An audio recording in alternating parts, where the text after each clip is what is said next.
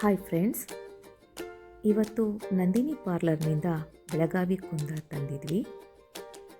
But ಅದು ಮನೇಲಿ ಹೇಗೆ ರೆಡಿ ಮಾಡೋದು ಅಂತ ನಿಮಗೆ ಹೇಳ್ತೀನಿ ಇವತ್ತು. ಇದು ಇನ್ಸ್ಟೆಂಟ್ ಬೆಳಗಾವಿ ಕುಂದ. ಇದು ನಂದಿನಿ ಪಾರ್ಲರ್ ಆ್ಯಂಡ್ ಎಲ್ಲ ಮಾಲ್ಗಳಲ್ಲೂ ಸಿಗುತ್ತೆ. ಇದನ್ನು ಓವನ್ನಲ್ಲಿ ಇಟ್ಟಾದರೂ ಮಾಡ್ಬೋದು, ಅಥವಾ ಬಿಸಿ ನೀರು ಕುದಿಸಿ ಹೊರಗಡೆ ತೆಗೆದು ಅದರೊಳಗೆ ಇಟ್ಟಾದರೂ ಮಾಡ್ಬೋದು. ಇದು ಓವನಲ್ಲಿ ಇಡೋದಾದರೆ 2 to 3 ಮಿನಿಟ್ ಓವನಲ್ಲಿ ಇಟ್ಟು ಹೊರಗಡೆ ತೆಗೆದರೆ ತಿನ್ನಲು ರೆಡಿ ಆಗುತ್ತೆ. ನಾನು ಇದನ್ನು ಬಿಸಿನೀರಲ್ಲಿ ಇಟ್ಟು ಮಾಡಿದ್ದೀನಿ.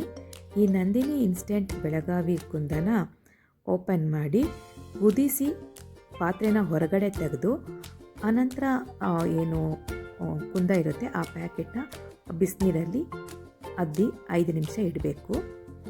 5 ನಿಮಿಷ ಆದ ನಂತರ ಆ ಬೆಳಗಾವಿ ಕುಂದದ ಪ್ಯಾಕೆಟ್ನ ಆಚೆ ತೆಗೆದು ಒಂದು ತಟ್ಟೆನಲ್ಲಿ ಅಥವಾ ಯಂತ್ರಲಾದರೂ ನೀವು ಇಟ್ಕೊಂಡು ಆ ಬಿಸಿಯಾದಂಥ ಪ್ಯಾಕೆಟ್ನ ಕಟ್ ಮಾಡಬೇಕು.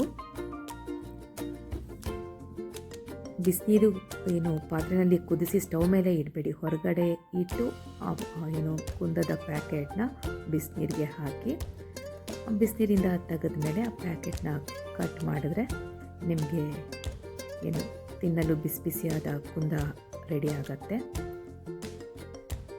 ನಾನು ನಿಮಗೆ ಕುಂದ ಹೇಗೆ ಬಂದಿದೆ ಅಂತ ತೋರಿಸ್ಲಿಕ್ಕೋಸ್ಕರ ಪ್ಯಾಕೆಟ್ ಪೂರ್ತಿ ಕಟ್ ಮಾಡ್ತಾ ಇದ್ದೀನಿ. ನಾನು ಈ ಬೆಳಗಾವಿ ಕುಂದನ ತುಂಬ ಇಷ್ಟಪಡ್ತಾ ಇದ್ದೆ ಮುಂಚೆ. ಈಗ ಸ್ವಲ್ಪನೇ ತಿನ್ನೋದು, ಸ್ವೀಟ್ ಜಾಸ್ತಿ ಅಂತ ಅಂದ್ಬಿಟ್ಟು. ಮುಂಚೆ ಅದನ್ನು ತಿನ್ನೋದಕ್ಕೋಸ್ಕರ ಅದು ಕ್ರೇವಿಂಗ್ ಹೆಂಗಿತ್ತು ಅಂದರೆ ಬೆಳಗಾವಿಗೆ ಯಾರು ಹೋಗ್ತಾರೆ ಅಂದರೆ ತಂದು ಕೊಡಿ ಅಂತ ಹೇಳ್ತಾ ಇದ್ದೆ. ಅಷ್ಟು ಕ್ರೇಜ್ ಇತ್ತು ನನಗೆ ಬೆಳಗಾವಿ ಕುಂದ ಅಂತಂದರೆ.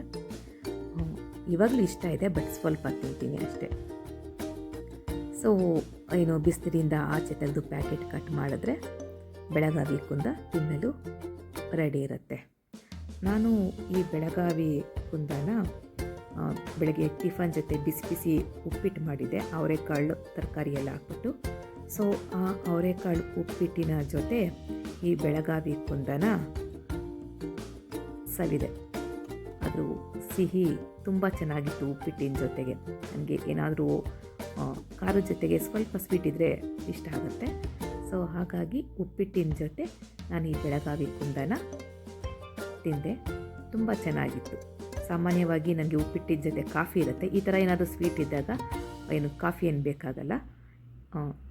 ಉಪ್ಪಿಟ್ಟಿನ ಜೊತೆ ನಾನು ಈ ಬೆಳಗಾವಿ ಕುಂದ ತಿಂದೆ. ತುಂಬ ಚೆನ್ನಾಗಿತ್ತು, ತುಂಬ ಟೇಸ್ಟಿಯಾಗಿತ್ತು.